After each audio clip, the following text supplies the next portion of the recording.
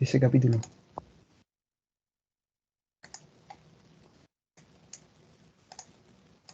¿Pueden verlo sin problemas o no?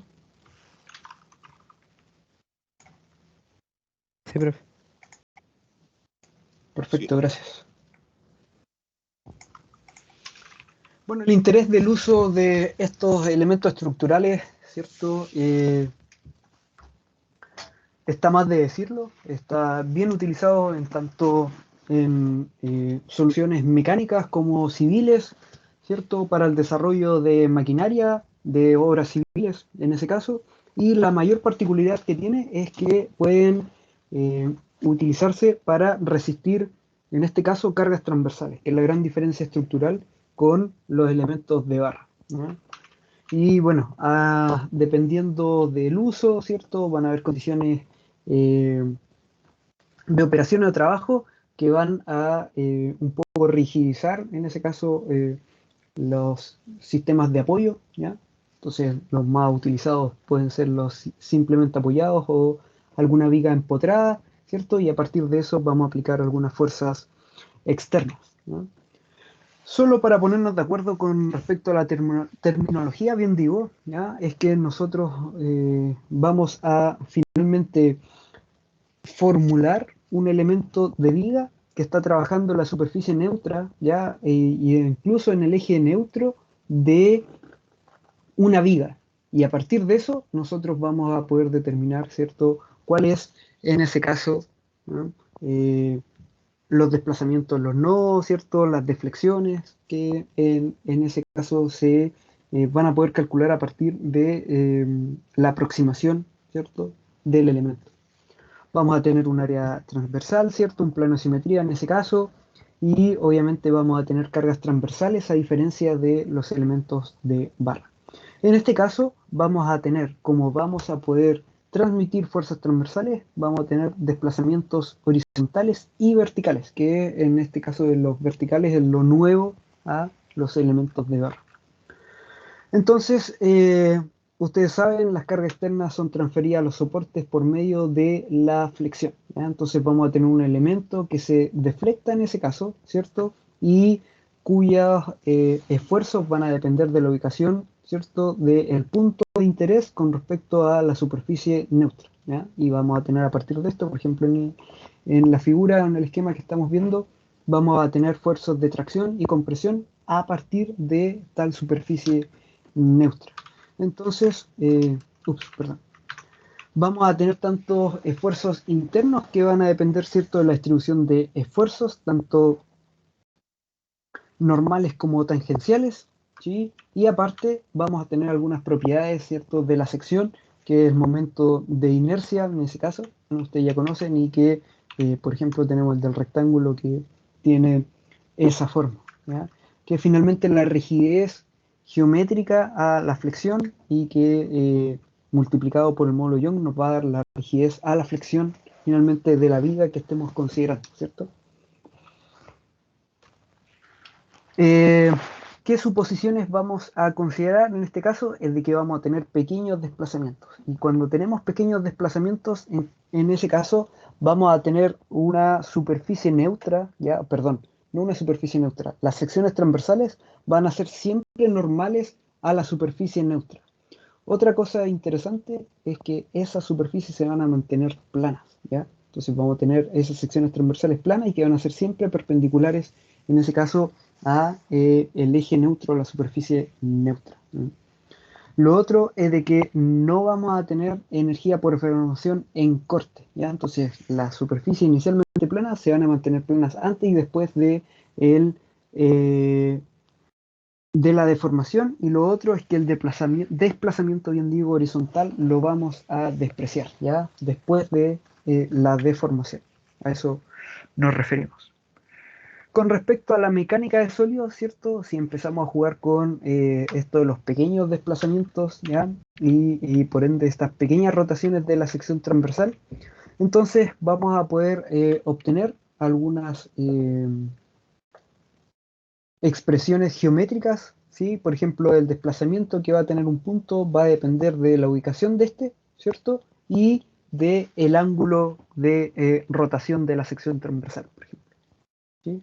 Y esa rotación va a ser nada más que la derivada de la deflexión con respecto a X, ¿ya?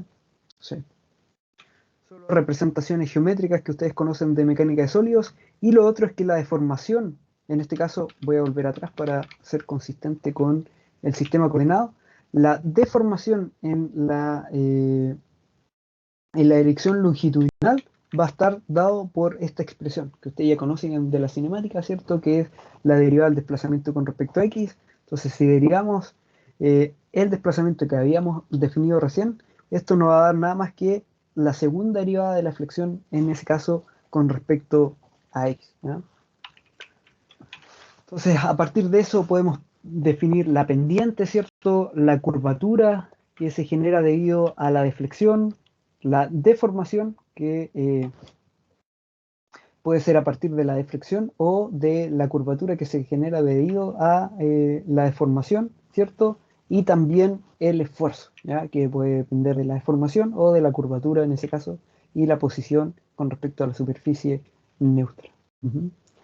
Ustedes saben, bueno, que en deflexión pura, ¿cierto? Vamos a tener que la curvatura en ese caso, ¿sí? Que es debido a la deflexión de la viga, es constante, ¿no? Entonces no necesitamos, en ese caso, eh, determinar nada especial, a menos que tuviéramos cargas combinadas. Pero ustedes ya lo saben eso de mecánica. ¿Qué ocurre acá? Es de que si yo quiero tener este elemento, ¿cierto?, de mecánica de sólidos en equilibrio, ya voy a tener que el desplazamiento vertical va a estar, en ese caso, ¿cierto?, determinado por la carga distribuida y esta función, ¿cierto?, que no es nada más que las fuerzas de corte en ese caso. Y si es que queremos hacerlo con respecto a rotación, ¿ya? Obviamente el la distribución de momento interno va a estar también asociado a estas fuerzas de corte, ¿cierto? Internas, ¿no? Entonces, si combinamos estas dos ecuaciones, vamos a llegar a la ecuación diferencial que describe finalmente la física de este problema, o más bien, o más particularmente la mecánica, ¿cierto?, de este problema, ¿no? Donde vamos a tener que la segunda derivada, ¿cierto?, del momento interno o la distribución del momento en la viga va a depender directamente de la fuerza transversal aplicada, ¿no? Eso es como llegamos a finalmente la ecuación diferencial. Y bueno, tenemos la ley constitutiva, ¿cierto?, que seguimos trabajando con la mecánica de sólidos, y luego vamos a tener que ese momento va a depender, ¿cierto?, de la inercia, la curvatura y del módulo de Young. Así finalmente tenemos esta expresión, ¿cierto?, que como les conté, va a relacionar el momento, ¿cierto?, flector, en este caso, el módulo Young, que esto es finalmente la rigidez flexional, y la segunda derivada de la deflexión que habíamos hablado anteriormente.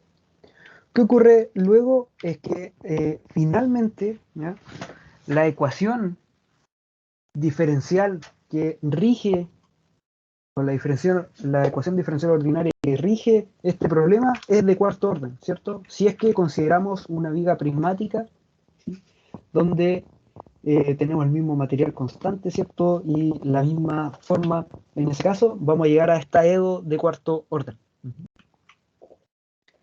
que ustedes ya saben es la formulación fuerte para el equilibrio, y a partir de eso tendremos que aplicar las ecuaciones, ¿cierto?, eh, de la cinemática, ¿no?, y tratar de resolver este problema de forma continua.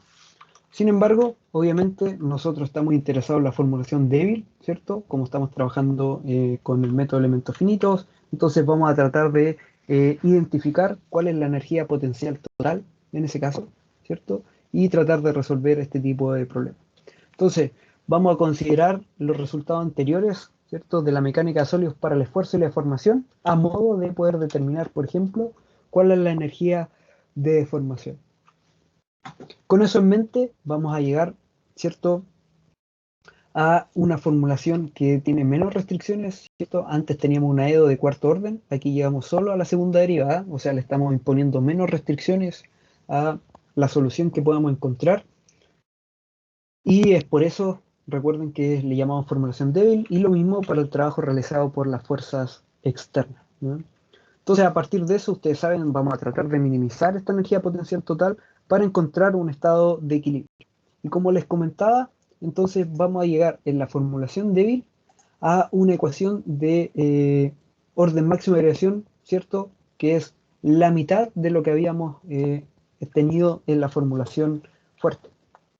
Entonces, nuevamente, le quitamos restricciones a la solución que necesitamos para resolver este tipo de problemas, ¿ya? Ya no es de cuarto orden, ahora es solo de segundo orden. Entonces tenemos la formulación fuerte, ¿cierto? Donde tenemos el de cuarto orden, y cuando usamos el principio oracional, nosotros dividimos por 2, ¿cierto? En ese caso, el orden, ¿sí?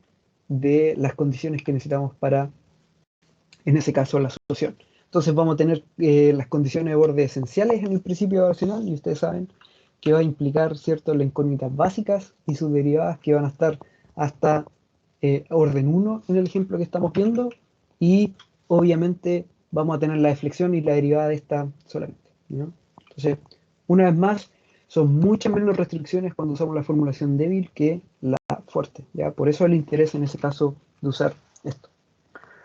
Entonces, ¿qué necesitamos? ¿Sí? Como estamos usando una segunda derivada, ya no podemos usar una lineal, ¿cierto? Porque para que la derivada no sea trivial, o sea, no sea igual a cero. Entonces, el mínimo es que usemos elementos de segundo orden en ese caso, ¿ya? Entonces vamos a tener esto eh, como resultado, o sea que la segunda derivada de en este caso de la flexión, va a ser igual a una constante y no trivial, que es lo importante. Y como queremos tener una mejor solución con respecto a la distribución de momento, porque sabemos que no va a ser constante nunca, entonces vamos a optar por una ecuación cúbica. En ese caso vamos a tener obviamente 4 parámetros internos que resolver, y vamos a tener que considerar, ¿cierto?, una solución desde el punto de vista de elementos finitos que considere al menos 4 parámetros internos, es decir, al menos 4 conectores. ¿Cómo lo resolvemos en elementos finitos? Es de que los elementos de viga con los grados de libertad vamos a tener la deflexión en cada uno de los nodos, B1 y B2, y aparte la rotación que va a tener cada uno de los nodos, o con respecto a cada uno de los nodos, ¿ya? Que es θ1 y θ2. Entonces, los elementos de viga con dos nodos van a tener 2 grados de libertad por nodo, deflexión y rotación en cada uno de estos, ¿ya? Entonces, el vector de desplazamientos, ¿sí?, o de incógnitas nodales va a tener esta forma: deflexión y rotación del nodo 1, deflexión y rotación del nodo 2. Entonces, vamos a tener que, a partir de la función de aproximación, ¿cierto?, que es cúbica, ¿ya?, vamos a identificar cuál es el valor de los parámetros internos con respecto a los conectores. ¿Para qué? Para poder determinar una vez más las funciones de forma. Entonces, de forma matricial vamos a tener esto, el determinante de esto es distinto de cero, entonces podemos resolver sin mayor problema para determinar, ¿cierto?, cuáles son los valores de los parámetros internos con respecto a los conectores. Con eso en mente, vamos a tener que la aproximación de la deflexión en un elemento de viga con 2 nodos, ¿ya?, y 2 grados de libertad por nodo, tiene esta forma, donde tengo las deflexiones del nodo 1 y 2 y las rotaciones del nodo 1 y 2, ¿cierto?, acompañadas de las funciones de forma para cada uno de estos grados de libertad, ¿ya?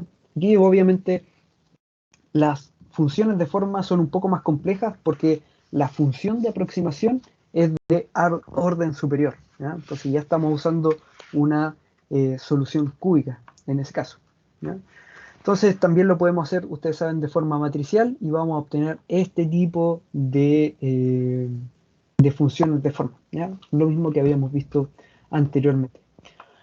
Lo otro es las coordenadas naturales, ¿cierto? Que van de -1 a 1, ¿ya?, que están centradas en el elemento, y vamos a obtener estas funciones de forma con este cambio de variables, ¿ya? Entonces, lo que sí o sí hay que siempre estar revisando es de que si es que vamos a tener un valor 1, ¿sí?, donde corresponda, tanto en deflexión como obviamente en el valor de la rotación, tanto en el nodo 1 como en el nodo 3, ¿ya? Entonces tengo la función de forma 1, 2, 3 y 4 y todas cumplen con eso, ¿ya? Donde corresponde, su valor es unitario, ¿ya? Y en los otros nodos es igual a cero, ¿ya? Entonces eso corrobora que en este caso estamos usando una función de forma que tiene eh, una influencia compacta.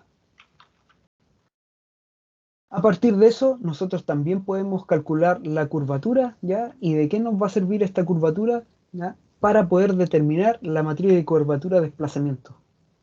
Entonces, a partir nosotros de los desplazamientos, vamos a poder determinar la curvatura de la viga tras la deformación, ¿ya? Entonces, ¿qué quiere decir esto? Es que podemos obtener la curvatura total de la viga a partir de la interpolación de desplazamientos, ¿no? Entonces podemos obtener todas las cosas geométricas que son necesarias desde el punto de vista, por ejemplo, de mecánica de sólidos o para describir la geometría de la viga tras la deformación, lo podemos hacer con los desplazamientos, ¿ya? Con el vector de desplazamiento. Entonces, si consideramos, ¿cierto? Bueno, aquí es para poder determinar a partir de las funciones de forma, ¿no? ¿Cuál sería, en este caso, la descripción completa de la matriz curvatura de desplazamiento? ¿Ya? Bueno, aquí está la regla de la cadena, que ustedes ya dominan. Entonces, aquí está la función de forma, la derivo con respecto a chi y chi con respecto a x. Entonces voy a poder determinar de esa forma, ¿cierto? ¿Cuál es la matriz de curvatura de desplazamiento? ¿Ya? Esto es solo un recordatorio en este caso, porque, como les comenté, esa f, ¿cierto? La reemplazo por cada una de las funciones de forma y puedo determinar así esta matriz curvatura desplazamientos.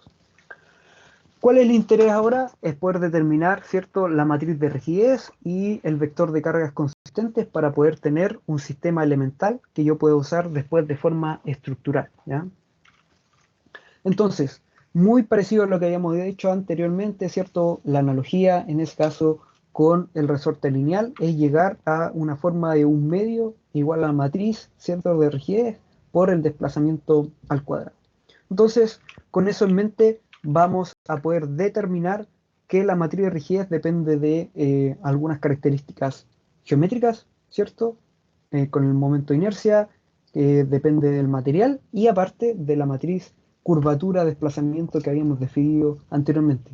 Y que recuerden, vuelvo atrás, depende solo de las derivadas, una vez más, de las funciones de forma. Muy parecido a lo que habíamos visto en elementos de TAR. ¿Qué ocurre ahora con las cargas consistentes? Una vez más, tenemos que ir a los desplazamientos locales y la carga aplicada. Como los desplazamientos dependen de las funciones de forma y los desplazamientos, entonces los desplazamientos los voy a sacar de la integral, ¿cierto? Y en ese caso, el vector de cargas consistentes acá va a depender de la carga que estoy aplicando, así como también de las funciones de forma de los elementos que estoy considerando en mi análisis, ¿ya? Entonces, una vez más, la carga consistente va a tener que considerar, en este caso, cuáles las funciones de forma del elemento finito que estoy utilizando. Entonces, finalmente voy a tener esta energía potencial total que depende, ¿cierto?, de la matriz de rigidez y del vector de cargas concentradas, así como también del vector de incógnitas, ¿cierto?, o desplazamientos que ustedes ya conocen. Para el vector de vigas, perdón, del vector de desplazamiento de los elementos de vigas, recuerden, va deflexión y también rotación, deflexión y rotación de cada uno de los nodos. Entonces, de forma genérica, aquí quedan expresados tanto la matriz de rigidez, así como también el vector de cargas consistentes. A modo de ejemplo, si yo tengo una viga prismática, ¿ya? Entonces en este caso mi matriz de rigidez va a considerar este integral, ¿cierto? Y luego yo puedo simplificarlo de esta forma. Una vez más, vamos a obtener una matriz de rigidez que es simétrica y que tiene un determinante igual a cero. ¿Cuál era lo importante de ese determinante igual a cero? Que lo explicamos en el bloque anterior. ¿Cuál es su relevancia?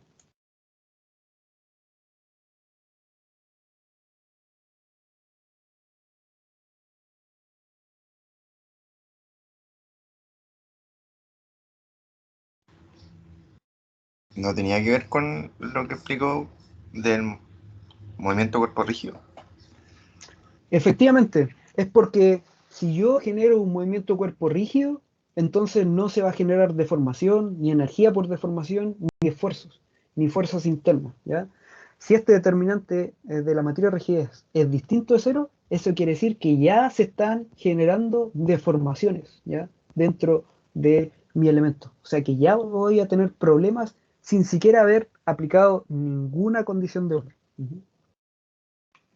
Gracias por la respuesta. ¿Qué ocurre ahora, por ejemplo, con las fuerzas internas, ¿cierto? Voy a tener las fuerzas de corte y los momentos flectores, ¿cierto? Y eso lo tengo que igualar, obviamente, a las fuerzas externas, ¿sí?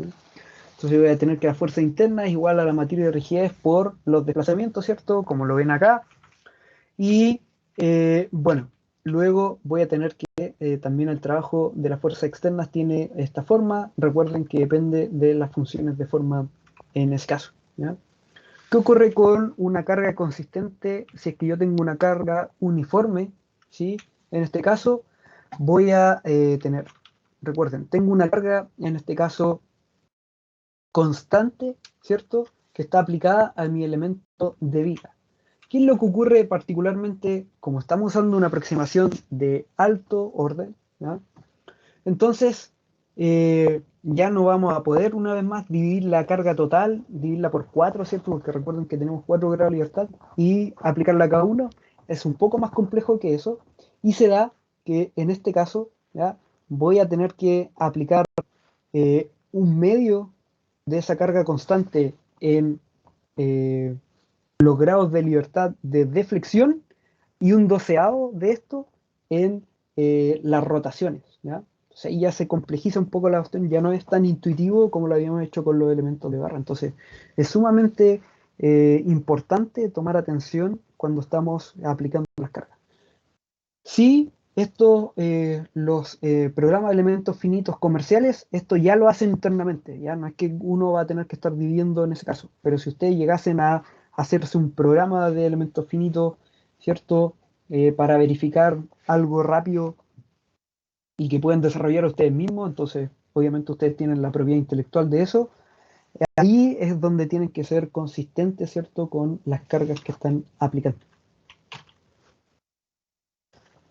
Como lo habíamos visto antes y tenemos una formulación de elementos finitos, es sumamente importante que revisemos, ¿cierto? Que somos consistentes con los movimientos corporrígeos y que no se generan cosas raras, como fuerzas internas, ¿cierto? Cuando yo estoy moviendo rígidamente algo o cuando yo lo estoy rotando rígidamente. Entonces, voy a aplicar, por ejemplo, una traslación vertical, en ese caso, y no debería generarse ningún tipo de fuerza interna, ¿ya? Entonces, eso es lo que verifico, tengo la materia de rigidez, tengo esos desplazamientos, y me da que las fuerzas internas, en ese caso, son igual a cero, ¿ya? Todo ok con una traslación vertical. ¿Qué ocurre si es que yo tengo una rotación en ese caso? ¿No? Entonces, si yo tengo una rotación, se van a generar obviamente traslaciones verticales positivas y negativas, ¿cierto? Dependiendo ahí del sistema coordenado, pero voy a tener unas deflexiones debido a esa rotación. Sin embargo, tampoco debería tener en ese caso ningún tipo de problema.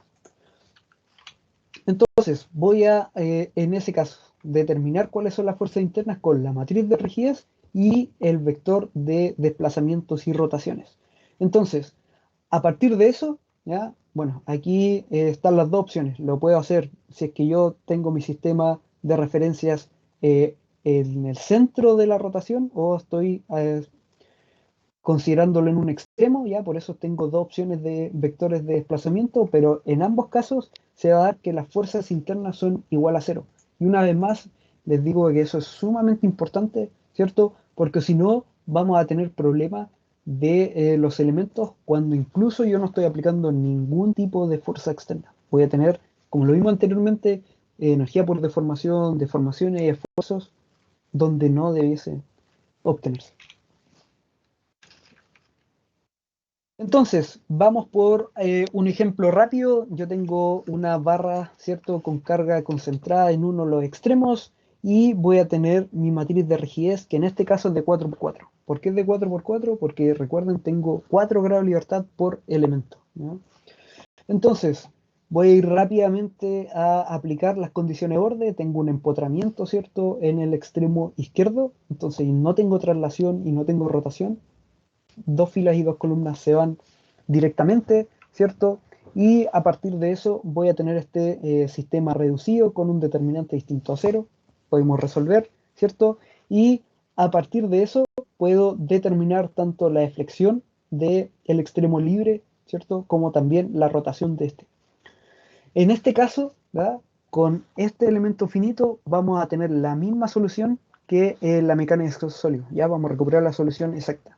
Y recuerden que siempre verificar que tenemos los valores de reacciones que corresponden. Entonces vamos a tener que la reacción, ¿cierto?, igual a la fuerza que estoy aplicando, y el momento en el extremo, ¿cierto?, empotrado, va a ser igual al momento que estoy generando debido a la acción de la fuerza externa. Con eso queda todo bien, no estamos pasando,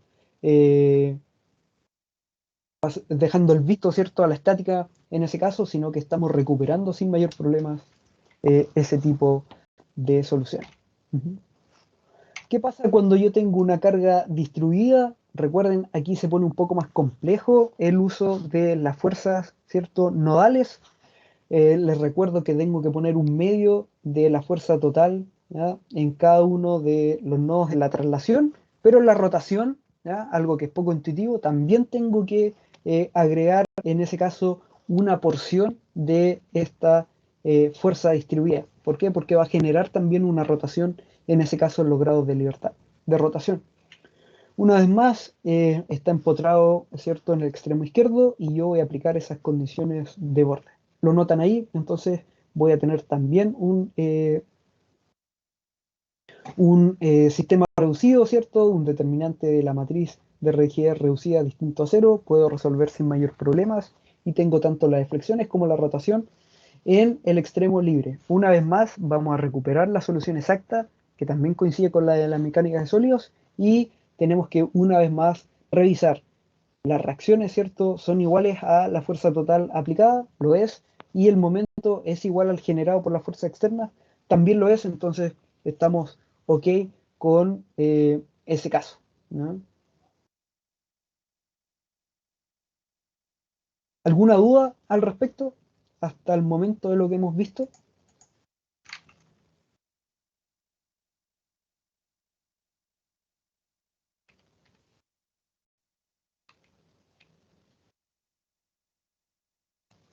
Van a poder encontrar también en las diapositivas un par más de ejercicios. Está este de viga doblemente empotrada, está bueno de que puedan revisarlo, ¿cierto? Y obviamente, como yo aquí dividí en 2 elementos, ¿sí?, voy a aumentar eh, eh,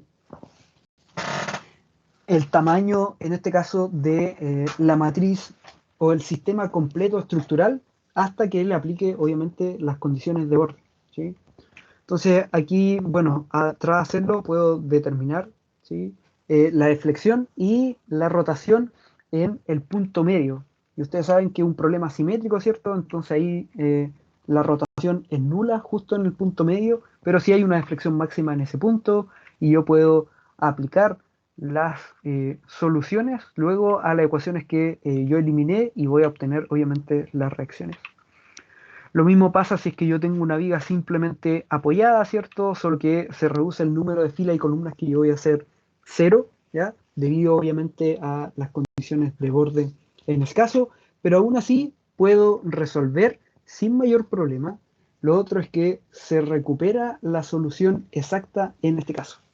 Lo que sí es que si voy a ver el problema, ¿ya?, pueden notar que en este caso el problema es simétrico, y yo pude haber hecho una, eh, perdón, una simplificación y utilizar solo un elemento, ¿ya?, y hacerlo de forma reducida en ese caso, y solo aplicar la mitad de la fuerza. Me iba a generar este tipo de sistema, lo reduzco, ¿cierto?, aplicando las condiciones de borde, porque yo sé, como es simétrico, que la rotación en el punto medio es igual a 0. Ya lo conozco a priori por la forma que tiene el problema. con eso en mente, yo podía resolver rápidamente este problema reducido en comparación al otro, ¿cierto? Y obtener los mismos resultados con respecto a la rotación y la deflexión de la viga en el punto B. ¿Qué pasa con una carga distribuida? Bueno, muy parecido a lo que hicimos anteriormente, voy a tener que, obviamente, obtener mi sistema estructural completo, o sea, mi sistema global, y a partir de eso aplicar una vez más las condiciones de orden, ¿ya? Entonces voy a tener que solo en este caso, ¿cierto? Voy a tener, por ejemplo, una deflexión cero en el punto de apoyo pero, perdón, voy a también tener, ¿cierto? Lo mismo, en este caso simétrico, voy a tener una rotación cero en este grado de libertad, ¿cierto? En el punto medio. Entonces yo también puedo resolver como un problema simétrico, en este caso incluso con una carga distribuida, y obtener en ese caso la solución del problema de forma mucho más rápida que si lo hubiéramos hecho con dos elementos, ¿ya? No es nada más que una alternativa a lo que habíamos visto anteriormente. ¿Qué ocurre ahora? Es que lo que se usa generalmente en elementos finitos es una combinación entre el elemento viga y el elemento de barra, ¿ya? Que es este elemento viga columna que permite tanto unas cargas transversales, ¿ya? O sea, resiste la flexión, así como también la extensión o la compresión del elemento. Obviamente es un poco más complejo en ese caso, porque tengo tanto desplazamientos verticales como horizontales, así como también rotaciones. ¿En qué repercute esto? Es que yo voy a tener 6 grados de libertad por elemento. O sea, por nodo voy a tener 3 grados de libertad, ¿cierto? Voy a tener un desplazamiento horizontal, uno vertical y una rotación en ese punto. Y lo mismo para el segundo nodo.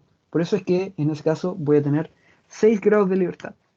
Consistente con eso, voy a tener, ¿cierto? Una matriz de rigidez de 6 por 6, donde voy a combinar la parte o la contribución del elemento de barra, así como también la contribución del elemento de viga, ¿ya? Que finalmente se va a nada más que sumar en ese caso, ¿no? Pero la suma tiene que ser consistente, ¿cierto? Con los grados de libertad que contribuye cada uno de los elementos, barra y viga por separado. ¿Qué ocurre, cierto? Es de que por lo general estas vigas no están alineadas a los sistemas de referencia globales, ¿ya? Entonces, porque tengo estos X e Y barra, ¿ya? O sombrero, que están alineados al elemento y son con respecto a los que yo hice mi formulación de elementos finitos. Pero la realidad, por lo general, no están alineados con el X e Y, ¿ya? O los ejes coordenados de la estructura. Entonces yo obviamente voy a tener que utilizar lo que ustedes conocen como transformación lineal, ¿cierto? De rotación, para pasar de un sistema a otro. O sea, de un sistema local, ¿ya? Que es la formación de elementos finitos, y pasarlo a un sistema global, ¿no? Entonces eso es lo que tengo que hacer por lo general cuando yo estoy haciendo un problema de elementos finitos. Si lo vemos rápidamente, yo tengo, por ejemplo, que determinar la matriz de rigidez del entramado que están viendo acá, ¿ya? Lo pueden después corroborar cuando estén revisando las diapositivas y van a ver, obviamente, que vamos a tener distintos elementos, ¿ya? Por ejemplo, aquí vamos a tener unas vías columnas porque van a estar sometidos, ¿cierto? Tanto a deflexiones como extensiones o compresión, pero en el entramado, la parte baja del entramado, ustedes saben, ¿cierto?, que esos elementos están sometidos siempre a tracción o compresión, ¿no? Entonces, ¿qué ocurre? Es de que yo incluso podría usar distintos tipos de elementos que son compatibles, ¿cierto? Dependiendo de cómo yo haga mi discretización, ¿no? Obviamente que no hacer todo con viga columna va a reducir el tamaño del sistema que tengo que resolver en ese caso, ¿no? Entonces, voy a tener una reducción en ese caso de grados de libertad al usar los elementos de barra donde correspondan y los elementos viga columna donde correspondan. Perdón. Entonces, bueno, aquí es una revisión de la secuencia, muy parecido a lo que hemos hecho anteriormente con elementos de barra e incluso con el método directo. en donde yo tengo que disgregar, ¿cierto? Todos los elementos que voy a considerar y asignarle la topología, o sea, los números a los nodos, ¿cierto? Y a cada uno de los elementos, para después ser consistente de eso con, obviamente, los grados de libertad en el sistema global, ¿no? Entonces, bueno, aquí está la topología en ese caso, por ejemplo, el elemento 1, ¿cierto? Que aquí tengo, tiene los nodos 1 y 3 y obviamente va a tener los grados de libertad 1, 2 y 3, ¿cierto? En el nodo 1 y 6, 7, 8 en el nodo 3, ¿ya? Recuerden que si estoy usando elemento viga columna, voy a tener 6 grados de libertad. En cambio, si tengo este elemento de barra, el elemento 5, ¿cierto? Que está acá, voy a tener tan solo 2 grados de libertad por elemento, ¿sí? Pero recuerden, como ahora está orientado o el sistema tiene un sistema coordenado, ¿cierto? El entramado tiene un sistema coordenado que no está alineado con los sistemas de referencia del elemento, hay una rotación y por eso es que se generan estos 4 grados de libertad finalmente, ¿cierto? ¿Eh? Cuando no coincide. Y aquí ustedes después pueden corroborar cuando estén estudiando si coincide con el desarrollo que hagan ustedes en cuanto a la matriz de rigidez del elemento 1, 2 y 3, ¿cierto? Y bueno, el resto en ese caso, para que puedan analizar finalmente cuál sería la matriz de rigidez global de este elemento, considerando los 11 grados de libertad que, ¿cierto? Que consideramos al final de la idealización del método de elementos finitos, ¿cierto? Utilizar los elementos de barra donde corresponde y los elementos de viga columna donde corresponde. Si no, obviamente este sistema sería mucho más grande, más complejo, obviamente, de resolver en ese caso. ¿Sí? ¿Alguna duda respecto a este pequeño ejemplo? No ejercicio, pero sí ejemplo.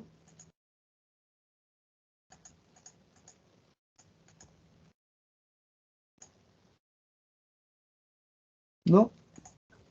Y bueno, está también los elementos de viga columna en 3 dimensiones, ¿ya? Que es mucho más fácil utilizarlo de forma computacional, porque imaginarán de que el número de grado de libertad se eleva un poco, ¿ya? Porque vamos a tener tanto momentos flectores, vamos a tener momentos torsores, ¿sí? Entonces, ¿qué vamos a tener que utilizar?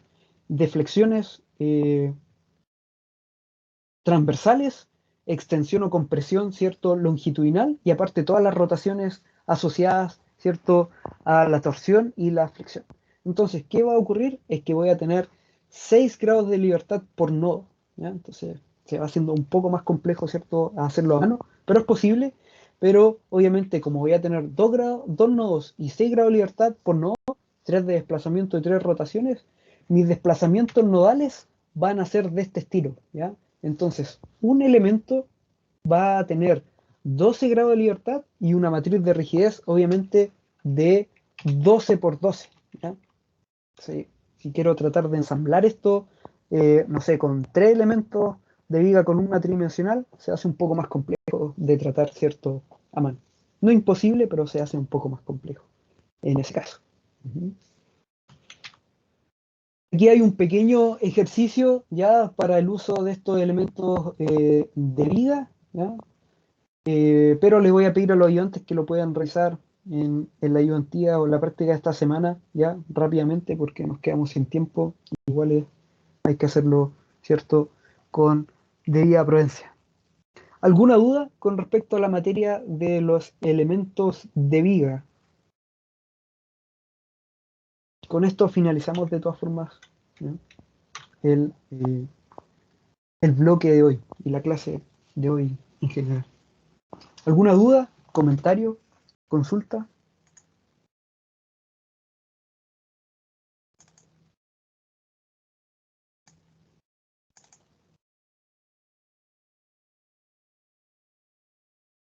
¿No? Bueno, si no hay dudas, Profe, dígame. Ujú. disculpe una consulta. ¿El Sí. certamen quedó para la semana siguiente? No recuerdo, lo tengo anotado. Dame un segundo. Es que en los delegados me habían mandado y creo que no lo puse en Teams, ¿o no? Cuando les mandé un mensajito, no recuerdo. Un segundo.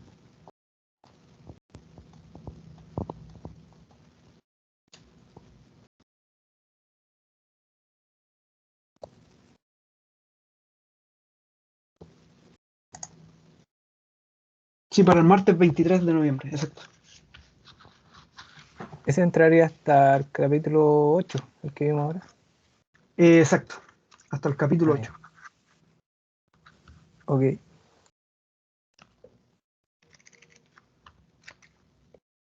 ¿Alguna otra consulta?